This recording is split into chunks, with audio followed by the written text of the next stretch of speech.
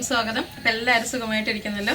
അപ്പോൾ ഇന്ന് ഞാൻ വന്നിരിക്കുന്നത് അച്ചാറിൻ്റെ ഒരു റെസിപ്പി ആയിട്ടാണ്, ഒരു അടിപൊളി റെസിപ്പി ആയിട്ടാണ് വന്നിരിക്കുന്നത്. കാരണം എനിക്ക് അച്ചാറിൽ ഏറ്റവും ഇഷ്ടപ്പെട്ട ഒരു അച്ചാറാണിത്. അപ്പോൾ നമുക്ക് വേണമെങ്കിൽ അച്ചാറുകളുടെ താരം എന്നൊക്കെ പറയാം. അപ്പോൾ എല്ലാവർക്കും ഇത് മനസ്സിലായി കാണും. എന്തിൻ്റെ ആയിരിക്കും? ചെമ്മീൻ അച്ചാറിൻ്റെ റെസിപ്പി ആയിട്ടാണ് വന്നിരിക്കുന്നത്. പലർക്കും ഉള്ളൊരു പരാതിയാണ് ചെമ്മീൻ അച്ചാർ ഇടുമ്പോഴത്തേനും ചെമ്മിന് റബ്ബർ പോലെ ഇരിക്കുന്നു, പിന്നെ പെട്ടെന്ന് കേടാവുന്നു, തിക്കായി കിട്ടുന്നില്ല, ഇങ്ങനെയുള്ള കുറേ പരാതികളൊക്കെ ഉണ്ടല്ലോ. അപ്പം അതെല്ലാം പരിഹരിച്ചിട്ടുള്ള ഒരു വീഡിയോ ആണിത്. അതായത് എങ്ങനെ ഇത് കേടുകൂടാതിരിക്കാം, പിന്നെ ചെമ്മിന് എങ്ങനെ സോഫ്റ്റായിട്ട് കിട്ടും, ഇതെല്ലാം ഞാൻ ഈ വീഡിയോയിൽ കൃത്യമായിട്ട് പറഞ്ഞിട്ടുണ്ട്. അതുകൊണ്ട് തന്നെ എല്ലാവരും ഒന്ന് കണ്ടു നോക്കുക, ഫുള്ളായിട്ട് കാണുക. അപ്പം ഞാൻ പറഞ്ഞിരിക്കുന്ന ടിപ്സുകൾ എല്ലാവരും ഫോളോ ചെയ്യുക. അപ്പോൾ എനിക്ക് ഉറപ്പാണ് ഇത് നല്ല ടേസ്റ്റി ആയിട്ട് തന്നെ നിങ്ങൾക്ക് കിട്ടും. അപ്പോൾ അഭിപ്രായങ്ങളൊക്കെ കമൻസിലൂടെ ഒന്ന് അറിയിക്കുക.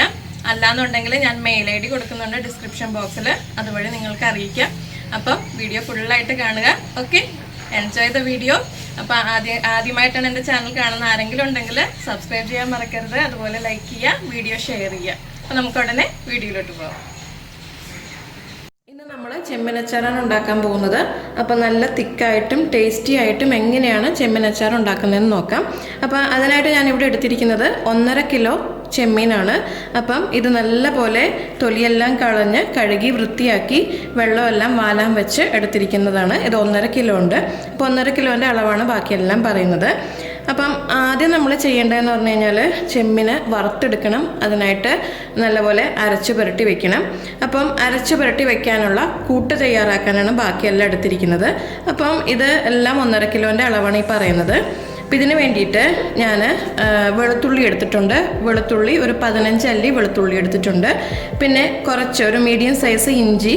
അപ്പം ഇത് നാടൻ ഇഞ്ചി ആയതുകൊണ്ടാണ് ഇങ്ങനെ ചെറിയ പീസായിട്ട് കിട്ടിയിരിക്കുന്നത്. അപ്പോൾ നിങ്ങളൊരു മീഡിയം സൈസ് ഇഞ്ചിയുടെ പീസ് എടുക്കുക. പിന്നെ കുറച്ച് കറിവേപ്പില. പിന്നെ ഞാനിവിടെ മുളക് പൊടിക്ക് പകരം ഞാനിവിടെ എടുത്തിരിക്കുന്നത് മുഴുവൻ മുളകാണ്, അതായത് ചുവന്ന മുളകാണ് എടുത്തിരിക്കുന്നത്. ഇതിപ്പോൾ ഒരു 15 എണ്ണം എടുത്തിട്ടുണ്ട്. പിന്നെ വേണ്ടത് കുരുമുളക് പൊടി. കുരുമുളക് പൊടി 1 ടീസ്പൂണ്, പിന്നെ 1/2 ടീസ്പൂണ് മഞ്ഞൾപ്പൊടി, പിന്നെ ആവശ്യത്തിന് ഉപ്പ്. ഇതെല്ലാം കൂടിയിട്ട് നല്ലപോലെ കല്ലിൽ അരച്ചെടുക്കാം. ഇൻ കേസ് നിങ്ങളുടെ കയ്യിൽ കല്ലില്ല എന്നുണ്ടെങ്കിൽ ചെറിയ മിക്സിയുടെ ജാറിൽ നന്നായിട്ടൊന്ന് അരച്ചെടുക്കുക.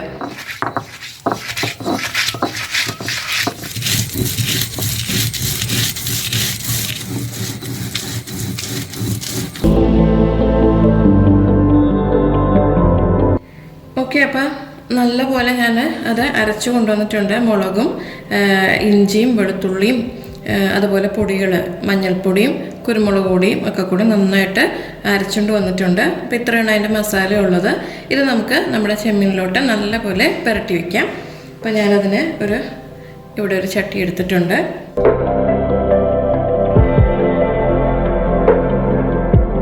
പിന്നെ ആവശ്യത്തിന് ഉപ്പ്. ഞാൻ അരക്കാൻ നേരം ഉപ്പിട്ടിട്ടില്ല, അതുകൊണ്ട് അതെല്ലാം അവരവരുടെ ടേസ്റ്റിനനുസരിച്ച് ഉപ്പിടുക.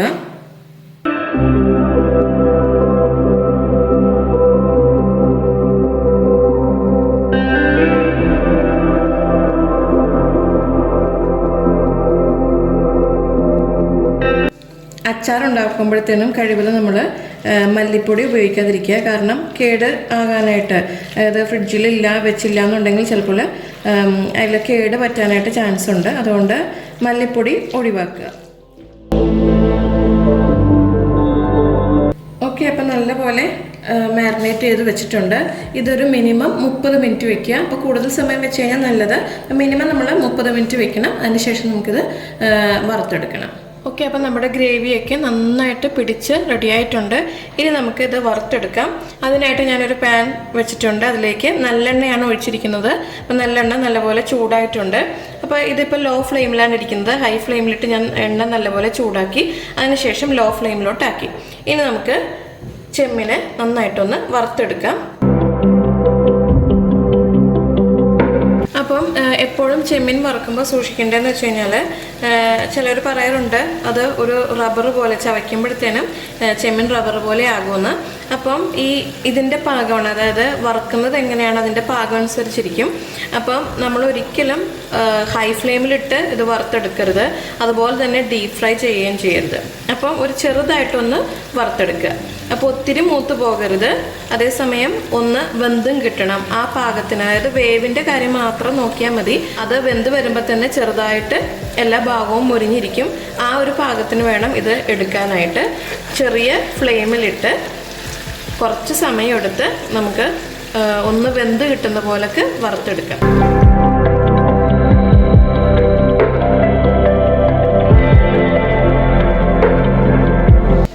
ഇതാണ് കേട്ടോ പാകം. ഇത് കണ്ടാൽ അറിയാം ഒത്തിരി മൊരിഞ്ഞിട്ടില്ല, അതേസമയം വെന്തിട്ടുണ്ട്. ഓക്കെ, അപ്പോൾ ഈ പാകത്തിന് എടുക്കാൻ എന്തായാലും നോക്കണം. ഇത് ഇമ്പോർട്ടൻ്റ് ആണ് നമ്മൾ ചെമ്മീൻ അച്ചാർ ഇടുമ്പോഴത്തേനും, അല്ലാന്നുണ്ടെങ്കിൽ റബ്ബർ പോലെ ആയി പോകും. അതുകൊണ്ട് ഇത് ഇമ്പോർട്ടൻ്റ് ആണ്. അപ്പോൾ എല്ലാവരും ഫ്രൈ ചെയ്യുമ്പോൾ ഇതൊന്ന് സൂക്ഷിക്കുക. വെന്ത ശേഷം ചെറുതായിട്ടൊന്ന് സൈഡിലൊക്കെ മുരിഞ്ഞ് വരുമ്പോഴത്തേനും കോരിക്കൊള്ളുക. നമ്മളപ്പോൾ എല്ലാം വറുത്തെടുത്ത് കഴിഞ്ഞു.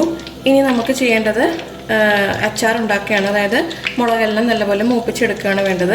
അപ്പോൾ ഇതിന് വേണ്ടിയിട്ട് ഞാനിവിടെ ഒരു ചട്ടി വെച്ചിട്ടുണ്ട്, അത് ചൂടാക്കി ചെമ്മീൻ വറുക്കാനെടുത്ത എണ്ണ തന്നെയാണ് ഞാൻ ഇതിലോട്ട് ഉപയോഗിച്ചിരിക്കുന്നത്. അപ്പം എണ്ണ നല്ലപോലെ ചൂടായിട്ടുണ്ട്, തീ കുറച്ച് വയ്ക്കുക. ഇതിലോട്ട് ഞാൻ 2 ടീസ്പൂൺ കടുക് ഇടുകയാണ്. കടുക് നന്നായിട്ടൊന്ന് പൊട്ടി വരട്ടെ. നമ്മുടെ കടുകെല്ലാം പൊട്ടി വന്നിട്ടുണ്ട്. അപ്പോൾ ഇതിലേക്ക് ഞാൻ ആദ്യം ഇഞ്ചി ഇടുകയാണ്. അപ്പോൾ ഇഞ്ചി ഒരു നല്ലൊരു സൈസ്, അതായത് മീഡിയത്തിനെക്കാട്ടിയും കുറച്ചുകൂടെ ഒരു അല്പം വലിപ്പമുള്ള സൈസ് ഇഞ്ചി നീളത്തിൽ അരിഞ്ഞു വെച്ചിരിക്കുന്നതാണ്. ഓൾറെഡി നമ്മൾ മാരിനേറ്റ് ചെയ്യാനായിട്ട് ഇഞ്ചി എടുത്തിട്ടുണ്ട്, അതുകൊണ്ട് ഇഞ്ചി കുറച്ച് കുറവെടുക്കുക. കാരണം ഇഞ്ചിയുടെ ടേസ്റ്റ് കുത്തലായി കഴിഞ്ഞാൽ കഴിക്കും. അപ്പം ഇഞ്ചി നീളത്തിൽ അരിഞ്ഞത് ആദ്യം ഇടുക. കാരണം ഇഞ്ചിക്ക് കുറച്ചുകൂടെ അത് ഫ്രൈ ചെയ്ത് വരാനായിട്ട് സമയമെടുക്കും, അതുകൊണ്ട് ഇഞ്ചി ആദ്യം ഇടുക. അപ്പോൾ ഇഞ്ചി ഏകദേശം നന്നായിട്ട് ഉലന്ന് വന്നിട്ടുണ്ട്. നമുക്ക് ഈ സമയത്ത് വെളുത്തുള്ളി എന്തോരം ഇടുന്നു അതിനനുസരിച്ച് ടേസ്റ്റ് കൂടും. അപ്പോൾ ഞാനിവിടെ എടുത്തിരിക്കുന്നത് 5 കുടം വെളുത്തുള്ളിയാണ്. ഈ 5 കുടം വെളുത്തുള്ളി നേരെ പിളർന്ന വെളുത്തുള്ളിയാണ്. ഇത് ഇട്ട് കൊടുക്കാം. നമ്മുടെ ഇഞ്ചിയും വെളുത്തുള്ളിയും ഏകദേശം ഉലന്ന് വന്നിട്ടുണ്ട്. ഈ സമയത്ത് 4 പച്ചമുളകാണ് ഞാൻ എടുത്തിരിക്കുന്നത്. 4 പച്ചമുളക് ഇടാം. അപ്പോൾ ഈ മുളക് എല്ലാം നമ്മൾ എന്തൊക്കെ ഇടുന്നു അതെല്ലാം നല്ലപോലെ ഉലന്ന് വേണം അച്ചാറിന് ഉപയോഗിക്കാൻ. അതുപോലെ കറിവേപ്പില. അപ്പോൾ ഇതെല്ലാം നല്ല ഗോൾഡൻ കളറാകുന്ന വരയ്ക്കും നമുക്ക് ഉലർത്തിയെടുക്കാം.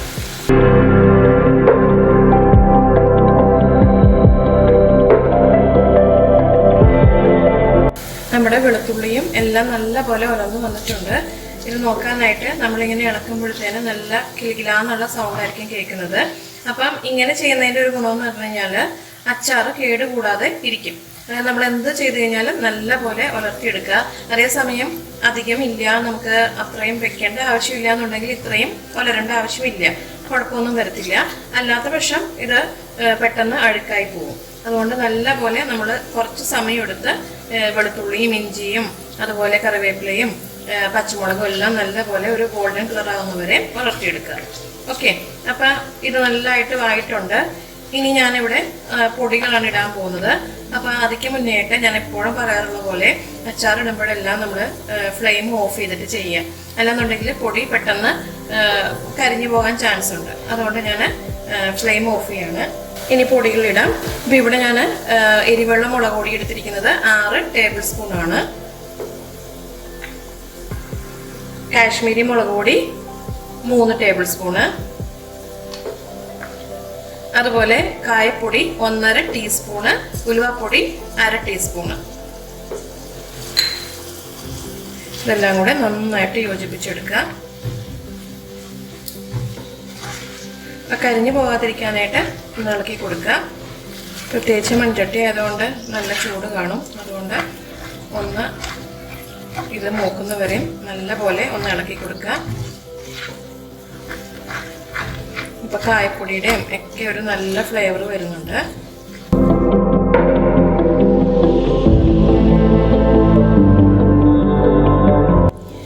ഇനി നമുക്കിതിലേക്ക് നമ്മൾ ഫ്രൈ ചെയ്ത് വെച്ചിരിക്കുന്ന ചെമ്മീൻ ഇട്ട് കൊടുക്കാം. നല്ലപോലെ മിക്സ് ചെയ്ത് കൊടുക്കുക. ഇളക്കാൻ ബുദ്ധിമുട്ടുള്ളതുകൊണ്ട് ഞാൻ തവി മാറ്റി വേറൊരു തവിയാണ് എടുത്തിരിക്കുന്നത്.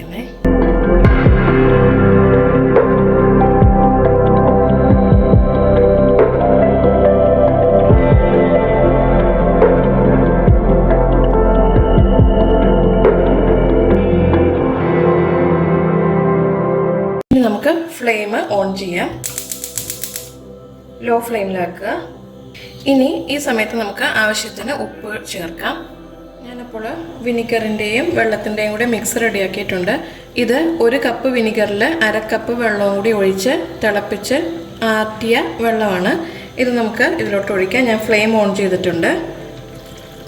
നമ്മുടെ പുളിക്കനുസരിച്ച് ഒഴിച്ചു കൊടുക്കുക. മാത്രമല്ല ഗ്രേവി എന്തോരം വേണം അതനുസരിച്ച് കൊടുക്കുക. പെരണ്ടിരിക്കുന്ന ഗ്രേവി പോലൊക്കെയാണ് വേണ്ടെന്നുണ്ടെങ്കിൽ ഇത്രയും ഒഴിച്ചാൽ മതിയാകും. അഥവാ നമുക്ക് ചാറ് കൂടുതൽ വേണമെന്നുണ്ടെങ്കിൽ കുറച്ചുകൂടി ഒഴിക്കുക. പക്ഷേ പുളി നോക്കിയിട്ട് വേണം ഒഴിക്കാനായിട്ട്. ഇൻ കേസ് പുളി ഉണ്ട് നമുക്ക് ഗ്രേവി കൂടുതൽ വേണമെന്നുണ്ടെങ്കിൽ വെള്ളം മാത്രമായിട്ട് തിളപ്പിച്ചൊഴിക്കുക. അങ്ങനെ നമ്മുടെ അച്ചാർ ഇവിടെ റെഡിയായി. അപ്പം ഞാൻ ഇച്ചിരി ചാറോട് കൂടിയാണ് എടുത്തിരിക്കുന്നത്. അപ്പം നമ്മുടെ അടിപൊളി അച്ചാറാണ്. കണ്ടാൽ തന്നെ അറിയാൻ പറ്റും. ഇത് നല്ല സോഫ്റ്റ് ആയിരിക്കും. ചെമ്മീൻ എടുക്കുമ്പോഴത്തേനും നല്ല സോഫ്റ്റ് ആയിട്ടായിരിക്കും കിട്ടുന്നത്. അപ്പോൾ എല്ലാവരും തന്നെ ഇത് ട്രൈ ചെയ്ത് നോക്കുക. വളരെ ടേസ്റ്റി ആയിട്ടുള്ള, എല്ലാവർക്കും പ്രത്യേകിച്ച് കേരളീയർക്കൊക്കെ ഭയങ്കര ഇഷ്ടമുള്ളൊരു കാര്യമാണ്. അപ്പോൾ എല്ലാവരും ഒന്ന് ട്രൈ ചെയ്ത് നോക്കുക. സിമ്പിളാണ്. ഞാൻ പറഞ്ഞിരിക്കുന്ന ചില ടിപ്സ് ഉണ്ട്, അത് എല്ലാവരും ഒന്ന് ഫോളോ ചെയ്യാൻ നോക്കുക. അപ്പം കേട് കൂടാതെ അച്ചാർ ഇരിക്കാനും അതുപോലെ ചെമ്മീൻ നല്ല സോഫ്റ്റായിട്ട് കിട്ടാനൊക്കെ അത് യൂസ്ഫുള്ളാണ്. നമ്മൾ നിത്യം ഉപയോഗിക്കുകയാണെന്നുണ്ടെങ്കിൽ വലിയ ബോട്ടിലിൽ നിന്ന് ചെറിയൊരു ബോട്ടിലോട്ട് മാറ്റി അതിൽ നിന്ന് യൂസ് ചെയ്യാൻ നോക്കുക. അപ്പോഴും നമ്മുടെ അച്ചാർ കേടുകൂടാതെ ഒത്തിരി നാൾ ഇരിക്കും. അല്ലാന്നുണ്ടെങ്കിൽ പെട്ടെന്ന് കേട് സംഭവിക്കാൻ ചാൻസ് ഉണ്ട്. കാരണം നമ്മുടെ സ്പൂണിൽ ചിലപ്പോൾ വെള്ളമയം കാണും. അങ്ങനെ എപ്പോഴും ഡെയിലി എടുക്കുമ്പോഴത്തേനും അത് പ്രശ്നം വരാം. അപ്പോൾ അങ്ങനെയുള്ള കാര്യങ്ങളൊക്കെ ഒന്ന് ശ്രദ്ധിക്കുക. പിന്നെ ഗ്രേവി കൂട്ടിക്കൊടുക്കണമെങ്കിൽ കൂട്ടിക്കൊടുക്കാം. അതുപോലെ തന്നെ കുറച്ചുകൂടെ തിക്കായിട്ട് വേണമെങ്കിൽ അങ്ങനെ എടുക്കാം. അപ്പം എല്ലാവരും തന്നെ ട്രൈ ചെയ്ത് നോക്കുക. അപ്പോൾ ആദ്യമായിട്ട് എൻ്റെ ചാനൽ കാണുന്ന ആരെങ്കിലും ഉണ്ടെങ്കിൽ സബ്സ്ക്രൈബ് ചെയ്യുക, ലൈക്ക് ചെയ്യുക, ഷെയർ ചെയ്യുക.